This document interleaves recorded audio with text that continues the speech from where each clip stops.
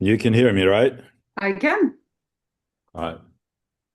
So we'll get started in just a bit here with today's program, which is a special hybrid program, a book launch with author Sahar Mustafah. Now, Sahar, you can have, let me mute. And her novel is The Slightest Green. And we're just really looking forward to being in conversation with her, just getting our technology set up. Appreciate your patience. This is a great time if you're tuning in via Zoom to say hello in the chat. Let us know where you're tuning in from. Of course, Saturdays are our regular programming where we show a film at the Palestine Museum. We'll be doing that following this program. We'll be showing the video, the grassroots tour of Al-Quds, which is an organization dedicated to preserving and promoting the true history and culture of Jerusalem and Palestine. And we'll have with us the executive director, Yazan, of that organization. So please stay after to join us. It's a big day at the Palestine Museum. So, because of our special book launch this morning, at least this morning for me here in Wisconsin, we'll be starting our film an hour later. So, hopefully, you caught wind of that. I'm going to take a few minutes to say hello to a few more of you in the chat. We have Maher joining us from Windsor, Ontario, just across from Detroit, where I grew up. Hello to you, Maher. And Rana is here from Chicagoland. Any chance you live in Little Palestine? It's just an incredible area in Chicago there with so many shops and restaurants. Of course, nothing compares to Dearborn, Michigan, with the incredible array of restaurants and cultural institutions and businesses. You can feel right at home there if you're living there from outside the Middle East. We have Pamela Brown joining us from California, and there's Paul tuning in from Los Angeles, California.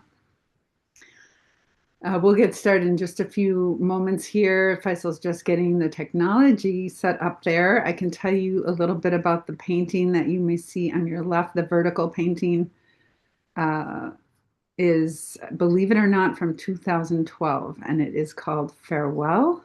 It's from the Gazan artist Faisal Hassani, and it really just speaks to the heartbreak uh, mothers, fathers, everyone in Palestine is carrying a lot on their shoulders, having to deal with the subjugation of their homeland, of their people. And so that painting expresses so much. There have been so many military incursions and onslaughts in Gaza and across Palestine in general. And so having to let go of loved ones too early, parents having to bury their children, is so much to bear. Um, and why? Why are Palestinians having to carry that long and difficult history of persecution of Jews and anti-Semitism in Europe that was kind of dumped on their lap with the takeover of Palestine? So um, really powerful to connect with the story of Palestine through the arts. And that's what we do here at the Palestine Museum. So let's see. We also have Paul joining us from LA, another attendee from California, and Joanne is here from Denver on the lands uh, of the Ute, Cheyenne, and Arapaho nations there in Colorado. We have Claire says marhaba from West Haven, Connecticut. Marhabtain to you. And again, I'm Krista Brune, programming volunteer with the Palestine Museum, tuning in from Madison, Wisconsin. And this is Ho-Chunk country, known as Land of the Four Lakes, which is Dejop in Ho-Chunk language. So still testing our technology there. Appreciate your patience. We'll get started shortly with today's special hybrid event, a book talk uh, with author Sahar Mustafah about her new novel, The Slightest Green. So stay tuned for that. Really looking forward to hearing from her and from all of you in our conversation afterwards. Krista, So yes, hi. We're getting ready to start. Uh, excellent. I'm Faisal Saleh, the founder and executive director of the Palestine Museum US. I'd like to welcome people who joined us on Zoom today from various countries, and as well as the audience we have here in Woodbridge, Connecticut at the museum. Krista, do you have an intro for Sahar? Uh, I can tell you that Sahar Mustafah is the daughter of Palestinian immigrants, and she explores this inheritance in her fiction. And of course, today we're going to hear about her new novel, The Slightest Green, which is about a Palestinian American woman who returns to her ancestral village after learning her estranged father is dying. And so in that journey, she confronts family history and engages in the fight to save her grandmother's home. Welcome, Sahar. So good to see you. We're just so honored to Thank have you and you. so excited about your book. Thank you so much, Krista. And thanks to everyone who's joining in person. I really appreciate folks who've come out. And of course, those who are joining us on Zoom. And forgive me for any awkward moments as, I'm navigating, both. Thank you so much, Faisal. And the Palestine Museum. This is actually my first time, and my husband's coming through. I had intended to come here so many times, and I'm just so glad that it's on this particular journey. So thank you so much. It is an incredible space. So just a really quick plug. I hope folks, continue to be joining on Zoom, but to also support the museum and all the wonderful items that they have here for sale. I know they have very exciting things also in the works. So, maybe Krista and Faisal will talk about that too before the day is out. And thanks for the lovely introduction, Krista. Oh, as I said, we're so honored to have you. Looking forward to hearing from you. Thank you. So I am happy to begin with a reading, or however you want to manage. Well, why don't you just give us a little background about Yeah. how you came to write this novel? Okay. That's And actually a yeah, really and then good we starting can point. we can maybe start with just a few questions, and then of course, would love to hear Great. from the novel itself. Great. I appreciate that. So the slightest green, I actually started writing it in 2018. So this question about inspiration is actually a little bit more complicated than what my first novel involved, which was about a single event. And this one, I think, you know, mostly inspired by my experience living in El Bira and attending school in Ramallah. And I just want to do a quick shout out to my friend Rina Razak, who's in the audience in the audience here, because we both attended. We were classmates at Friends Girls School, and I tell folks that it was probably the best time of my life. And first time as a 10-year-old, not quite knowing how to articulate what it felt like to belong for the first time, just because, I was born in Chicago on the South Side. That, was also an amazing experience. But, we were often kind of on the fringes, in terms of being in a white dominated neighborhood. And also, we attended a Catholic school because my parents did not want to send us to public schools. And, we were always, sort of different. So living in Palestine for 5 years definitely entered into the story. Sundus, who's the matriarch, main character, there are three characters. Sundus Jabed, she has a plot of land. There is an olive, I'm sorry, an orchard and doali or a vineyard. And I actually used to help my grandmother, my maternal grandmother, Siti Masarra, Allah yarhamha, when she would harvest her grapes. And so my cousin Noha and I would basically help her sell to the locals. So that definitely, features prominently in the book, although it is definitely fictionalized. Sundus has a son named Hafiz who decides to complete a degree in America. He comes to Chicago, falls in love with an American born Palestinian. And the requirement from the in laws is that he could never take her back home. So they do Hmm. not want their daughter to be living in Palestine. So they have such a volatile view of it. And he's fallen in love, so he makes that sacrifice. But when he has a daughter, he starts to feel that tug, back home and that urge.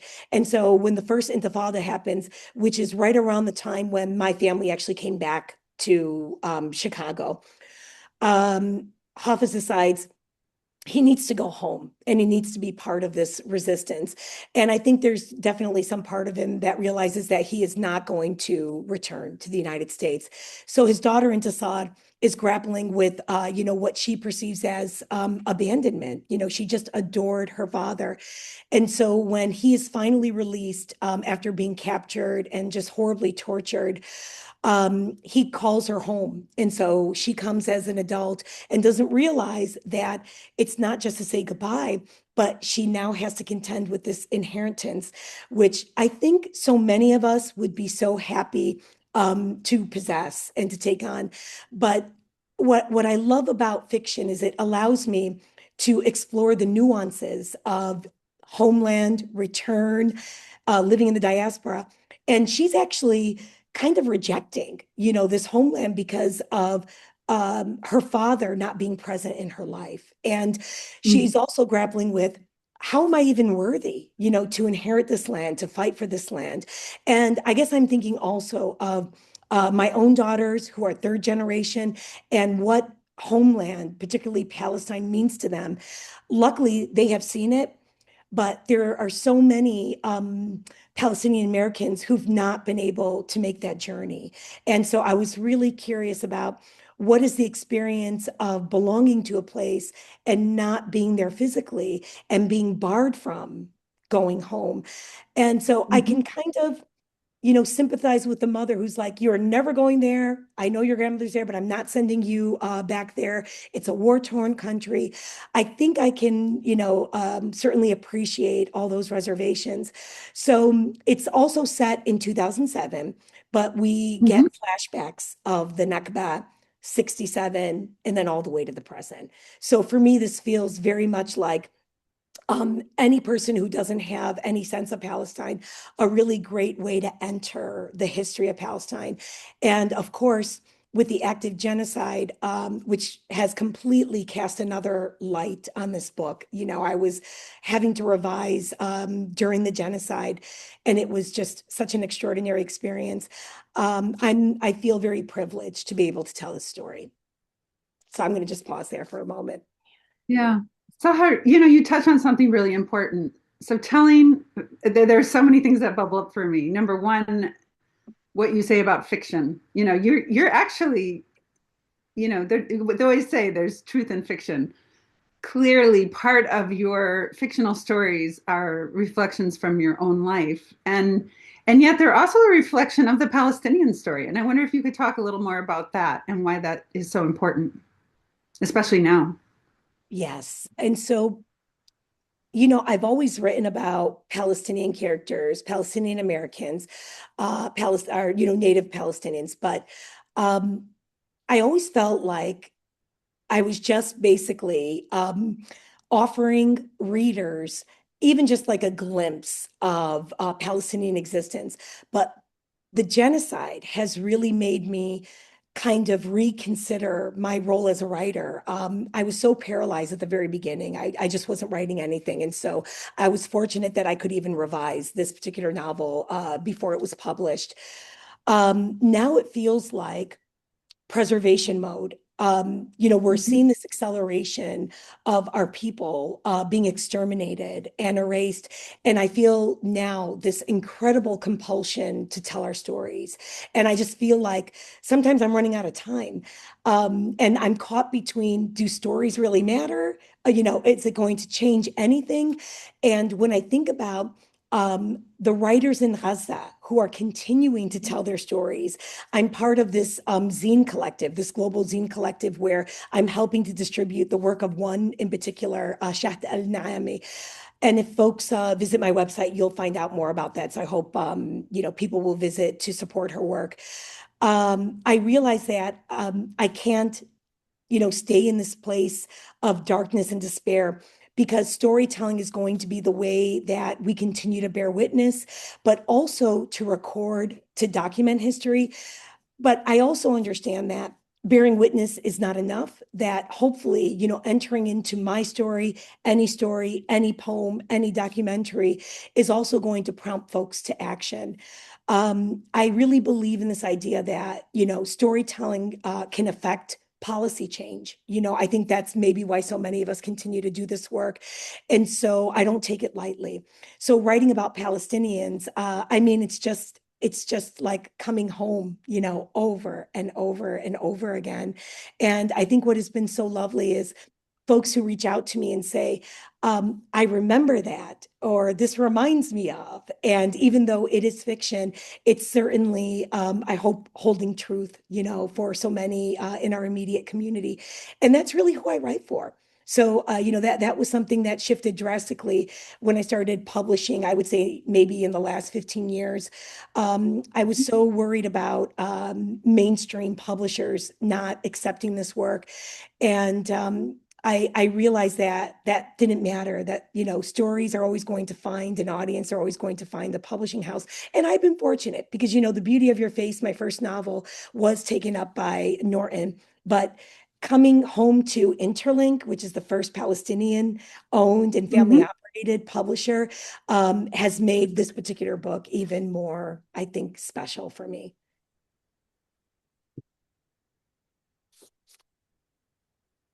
And, some people say we're all Palestinians. So what is it about the Palestinian story that resonates beyond the Palestinian community? You know what? I was listening to Tariq Bakoni, who just put out a memoir. It was an interview with PalFest. Forgive me, the title's escaping me, but it's The Fire. Anybody in the audience know the title? The Fire. I'm thinking of the James Baldwin title, and that's not it. But pardon me, maybe folks will throw it into the chat. And he said something about Palestine now is the through line in terms of, global shifts, the global fight for basic rights and solidarity. And so this idea that everyone is Palestinian, it's because Palestine is always going to be in, I don't think it's just my opinion, arguably, that point of really like quintessential intersection of humanity. And I think, those of us who are lamenting the genocide and this horrible, horrible loss of life, I think we follow that up with, but to be alive, to witness such global solidarity has just been, I think, life-changing. And this, I think, has also, kept us showing up and doing the work. I'm a teacher also. And so I'm always talking about Palestine, particularly because I teach in a predominantly African-American high school. And it's so amazing to be able to see those light bulbs go off when students, young people especially, understand, how important those intersections are, especially with Black solidarity. And we've known this. I mean, there's such a rich history of it anyways. But I think generationally, this younger, population, I think they are just doing extraordinary work. So this idea that, we are all Palestinians, I think, everybody feels like they have a stake in this movement, because if this is happening in Palestine, if this is allowed to happen in Palestine, the rest of the world is unsafe. So I'm a mentor for We Are Not Numbers, so I can totally relate to your effort to make sure you get those stories out of Palestine. You're telling the Palestinian story. Krista? Yes. We're short on time, so we need to progress to the we have 3 segments of reading, and how about we do that first, see how we do on time at that point. Okay, yeah, let's do that. Sahar has to leave at 1 o'clock sharp from here to make her Boston. Yeah, and we have our film program anyway, so that'll work out perfectly.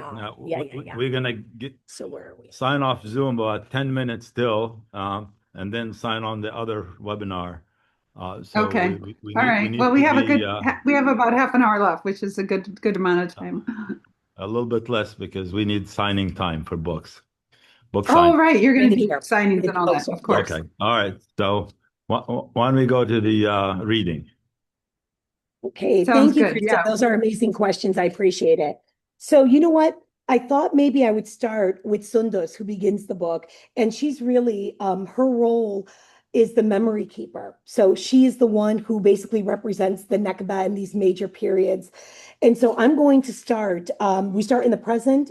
It's September 2007, and her son Hafiz has come home, but she's flashing back to when she's a young girl, and she and her family live in Haifa, and they think, just like so many, hundreds of others, that they are going to return after, the war is over.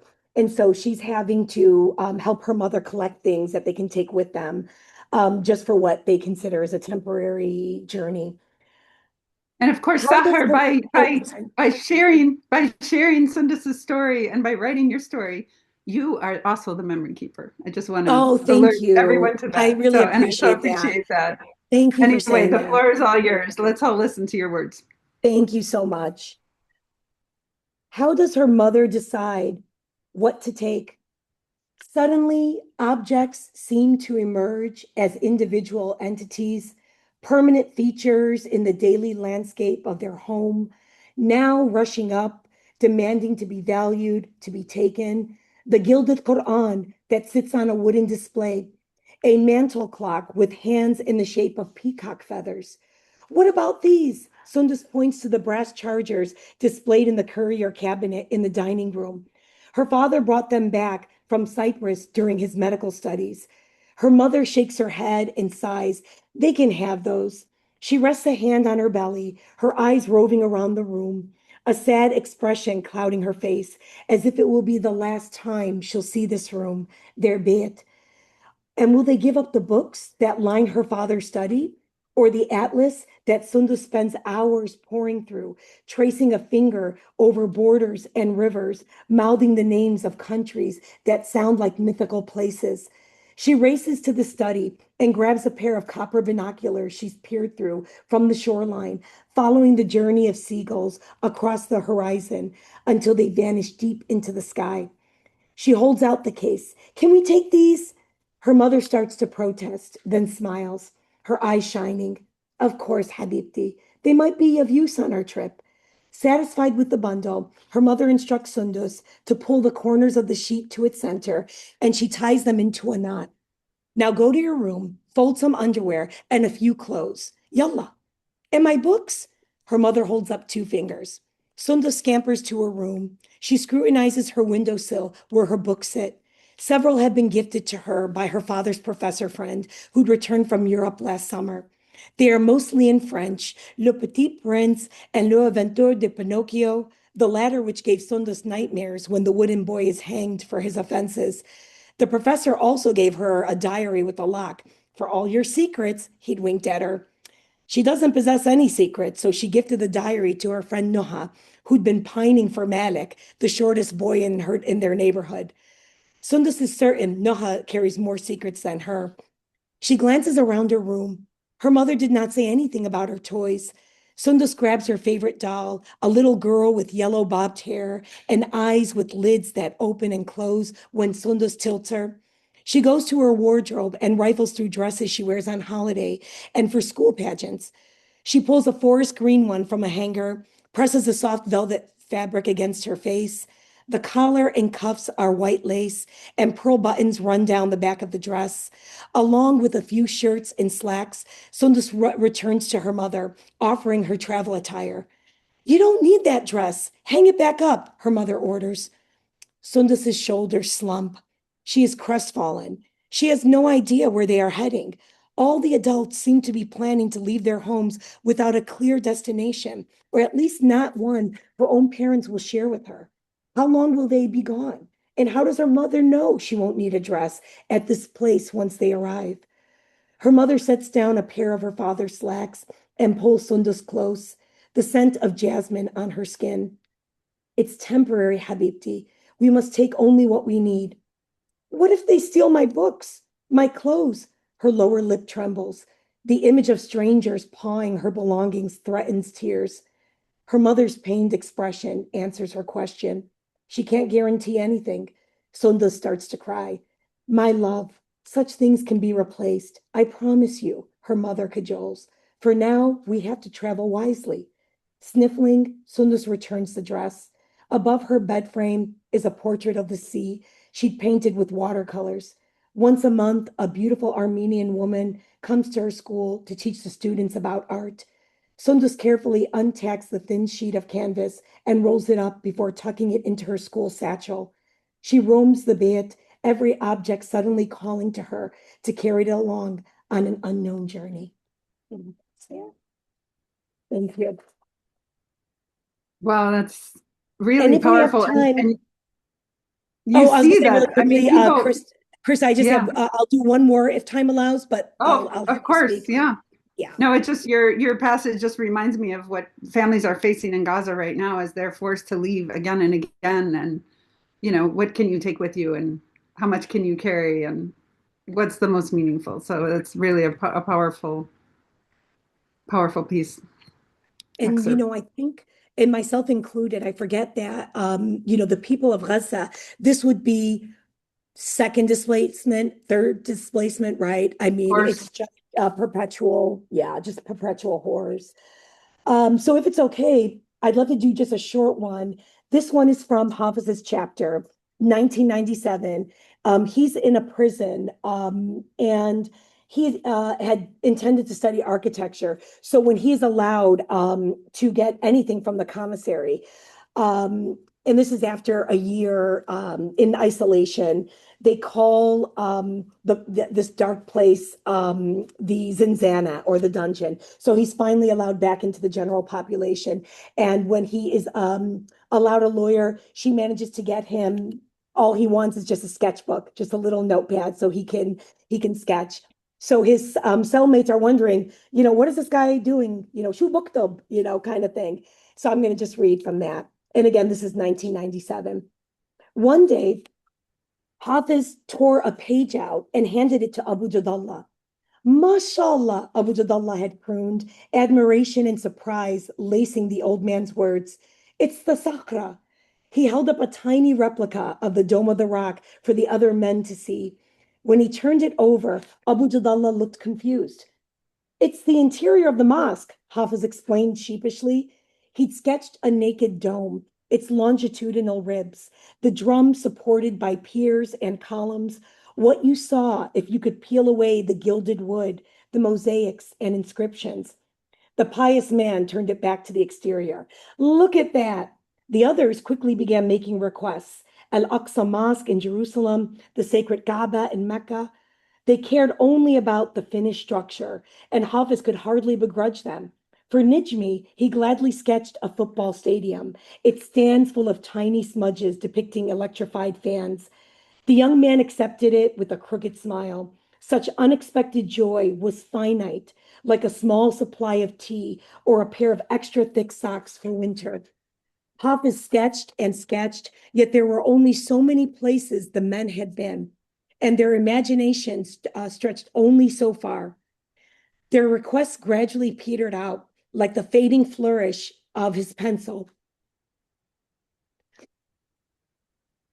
trailing the corner of a page. What they wanted more than anything was a picture of home, the image of which was branded on their minds, its wonderful aroma wafting through their nostrils, its tender flavor swirling across their tongues. Hafiz could never capture such things. There. I'm sorry. I think I need No, to switch passages. That's like my third time crying. well, and I could ask you, how is it to relive these moments? You personally experience them, or whether they were shared with you from others in your family and from your people. And as a Palestinian, you carry those stories of pain and dispossession. Whether it's exactly your personal experience, your family's experience, your grandfather's experience, it doesn't matter. It's part of your experience as a Palestinian. I wonder if you just want to speak to that. And we've witnessed it right now, the emotional weight of having to tell those stories, right? Yeah. And, I I sometimes think that it is easy when you fictionalize because, I've done research, of course, and I haven't had any family member very close that has been in prison. So, certainly, they've been part of demonstrations in the West Bank and whatnot. So a lot of this is based on research. I think I get emotional even more so now when I think about the prisoner release and just the horrible, unspeakable acts of violence, that were inflicted upon them. I can't even fathom even a degree of that. I can do the research and I can imagine. And I think a part of me is like, I don't know that I necessarily even want to go to that place. So I have that buffer, right? So, as I said earlier, because of the genocide, uh, there are just things that are landing a little bit different for me, as I begin to share, with audiences. For sure. And I think there's another part of me that, continues to be concerned, have I done our people justice? So there's that responsibility, I think, in storytelling. And I also realize that I'm just one voice, of course, but I want to make sure that I leave an indelible impression, so that people can see us, and that people will make space, for these stories and, hold us up. So yeah, and I'll continue to bear that emotional toll, Krista. So to me, that feels like such a small price. Yeah. One of our Zoom audience members wanted you to describe your research process, especially when it comes to this scene in the prison, related to Yeah. prison. So amazingly, I actually found most of my material online on YouTube. So they were actual Mhm. prisoner, they were just Mhm. like short documentaries that I found. And now we're talking like that might have been, oh goodness, maybe 2020 because Hafiz was part of one of the final iterations. I had seen Mhm. Sundus and the granddaughter Intisar very clearly from the very start. Hafiz amazingly came through at the end when I realized, okay, there's got to be this connective tissue. And, the father seemed to be the bridge, between the two women. And so I was very fortunate because I got to hear firsthand accounts and even memoirs. So The Tale of a Wall, who the author I actually pay tribute to, and I'm just going to read the epithet, really quickly. Maybe I can do this without my, Yeah. and that is, oh, thank you for your patience, just flipping very quickly. So I also read his so Nasser Abu Sur, The Tale of a Wall. We believed that freedom was possible, despite all its demands, and that our sacrifices might not be enough. We didn't stop believing for a single day. We would have died had we stopped believing. And so after research, I mean, I can always see my characters very clearly. This to me just is such a beautiful representation of the Palestinian spirit and that resilience, which unfortunately I think also gets weaponized, right? And so in some ways can be very dehumanizing. So apparently Palestinians can take a lot, and but this reminds me that we're still here. Gaza is still there. The people of Gaza are still, very much, resisting. So yeah, very, very fortunate to find very accessible online sources and then, Yeah. memoirs like this. Yeah.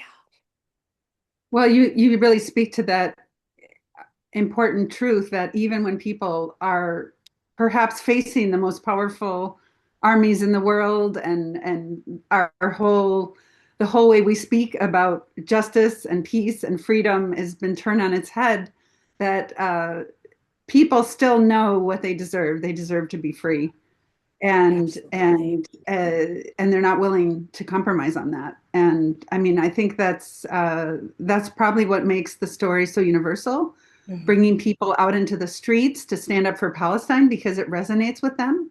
Yes, we all deserve to be free. We all deserve to live with dignity. So that message clearly comes through in your novel as well. And yes, it is a huge contribution to the story Oh, in I Palestine. appreciate that. And please keep telling it. Oh, thank you. I really appreciate that. So do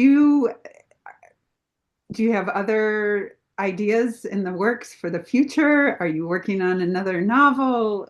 Where are you headed next? And I know you're in the midst of focusing on this book and the others that you've already written, but I thought I would just plant that question Oh, as well. thank you. Yeah, I love to be asked that. I try not to give too many details, but I will say this. Mhm, I started a project which is going to take me to the pre-Nakba period, which I mhm. think my spirit absolutely needs at this point in time. So it's something that now I'm devoting 100% of my energy to. So I'm hoping it's going to be a novel, and I'm hoping that I guess for me, it's going to be an expression that it also didn't just start in 1948, which I think this is the way Exactly. we're framing Gaza as we need to go to the Nakba. I'm very interested in sharing a portrait of Palestinians, of joy and the arts and Yes. science and political activism, but also resistance to the British, Yes. and I think, this particular project it's just so different from anything that I've ever written. I've done shorter pieces about Mandate Palestine, but I realize that I'm going to need a lot more space, to tell this story that I have in mind. I just think of it of the glory of Palestine. Well, and that's why it's so important for Palestinians to be in control of their own narrative, right?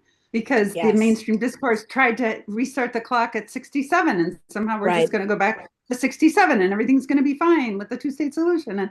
And then we started talking to people and say, no, what about the Nakba? And as you right, said, yeah, Palestinian life is thousands of years old, right? I mean, right. it's the birthplace of agriculture, and there's rich cultural life there, and a crossroads of civilization. So there's a huge story to tell, and Yes, the world very is waiting excited. for you to tell it. Oh, thank you so much. It's going to require a lot of research, which actually I was so happy to be here because I was recording certain displays. I'm like, that's great. I've Yeah. got some references here, so I'm really excited. Well, and you're not alone. I mean, there's that film it just come out, Palestine Oh, yes, 36, and right. I mean, and that just shows that it is so important to tell stories because it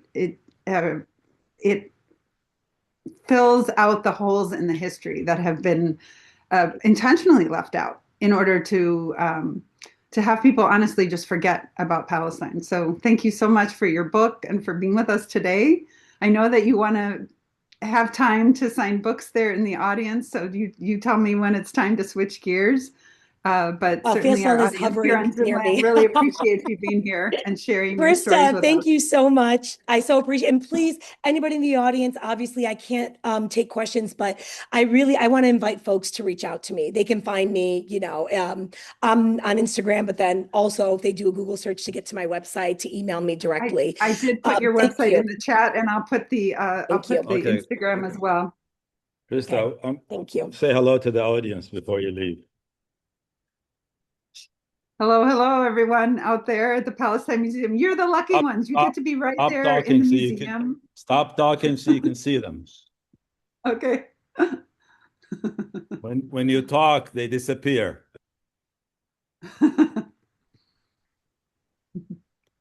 Hello. Oh, that's amazing.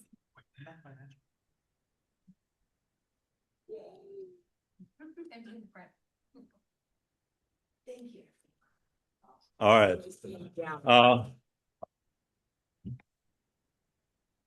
Krista, I'm gonna end this and start the next one, okay? Okay, I'm just going to Just get put the out and log Instagram in the into the next chat. one. And we're gonna be busy signing books here. In the meantime, you can talk to the new audience for the next program, okay? Bye. Sounds good. All right, مع bye-bye. السلامة.